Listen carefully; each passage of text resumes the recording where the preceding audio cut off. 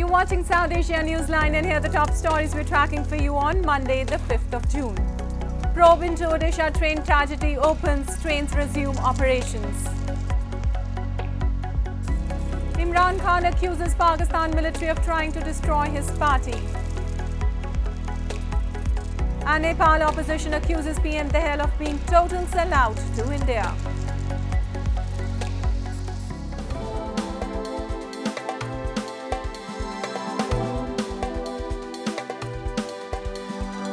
And now for all the details. Trains resumed back on track in Odisha's Balasore district, where at least 275 people were killed in one of India's deadliest train accidents, nearly 50 hours after the incident happened.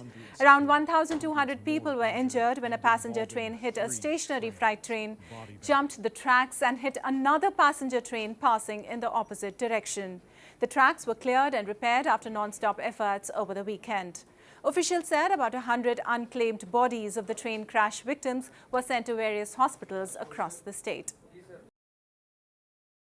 Hospital बताएंगे हम सब hospital देख लिया कुछ भी नहीं पता चला भूमि से जा रहे हैं वहाँ पे जुती पाया तो पाया नहीं पाया मदद चाहिए जो हमको मेरे हस्बैंड चाहिए और कुछ नहीं. Meanwhile, an official investigation into the crash also began on Monday after preliminary findings pointed to signal failure as the likely cause for the collision. State-run Indian Railways, which says it transports more than 13 million people every day, has been working to improve its patchy safety record, blamed on aging infrastructure. And India's Defence Minister Rajnath Singh on Monday held a bilateral meeting with his US counterpart Lloyd Austin, who was on two-day visit to New Delhi. A statement said both the sides discussed a substantial range of bilateral defence cooperation issues. A roadmap for US-India defence industrial cooperation was also concluded during the ministerial feat. Washington is working to deepen ties with India and sees deeper military-to-military and technology ties with the South Asian country as a key counterweight to China's dominance in the region.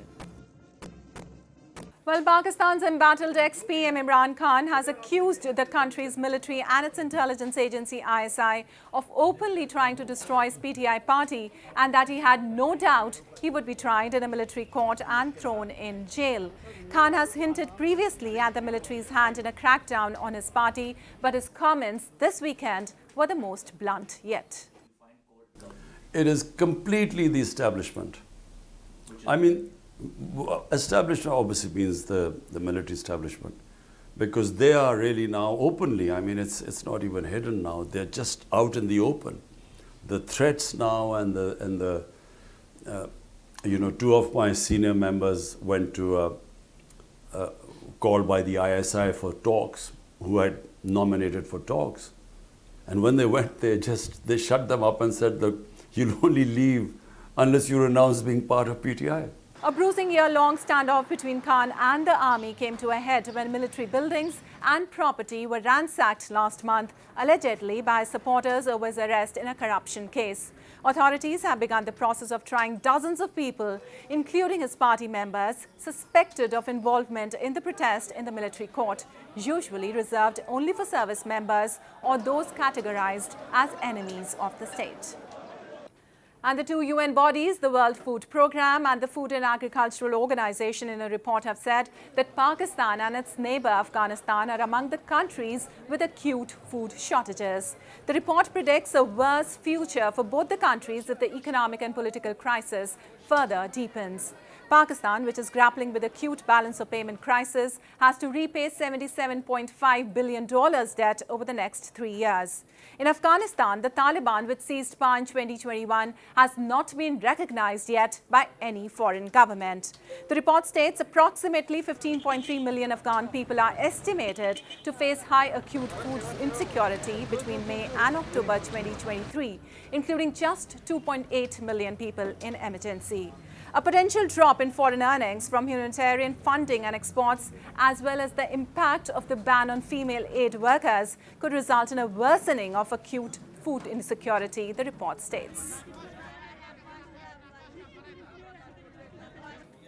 And commenting on the new US visa policy to promote democratic elections in Bangladesh, PM Sheikh Hasina has said that there was no use worrying about visas and sanctions. Hasina said it did not matter at all if someone did not go to the US after a 20-hour plane journey. As per the new policy, US Secretary of State Antony Blinken said Washington will restrict visas for Bangladeshis who undermine the democratic election process in their home country. The restrictions could apply to anyone belonging to the government, judiciary, law enforcement agencies or the opposition. Hasina said Bangladesh will run on its own feet and will not be dependent on others who impose sanctions on us. The Dhaka Tribune quoted her as saying, she also advised the United States to look which party has rigged votes in the past, a reference made to the opposition BNP. And while Nepal's PM Pushpa Kamal Dahal has called his India visit successful, opposition parties have accused him of being a sellout to the neighbouring nation. Opposition members expressed objections over Dahal's refusal to raise the border dispute with India, the Kathmandu Post reported. Dahal had suggested the dispute can be solved by gaining a land link to Bangladesh via the southern neighbour. The opposition also demanded the government to clarify why the citizenship bill was authenticated just hours before Dahal's visit to New Delhi. India, the biggest economic and trade partner of Nepal, has invested billions of dollars in the Himalayan nation's infrastructure as it looks to counter the influence by China among its smaller neighbours. And as people across the globe mark the World Environment Day, scores of residents of New Delhi cleaned the banks of River Yamuna in the city and formed a human chain to spread awareness about saving the river from toxic foam. Take a look.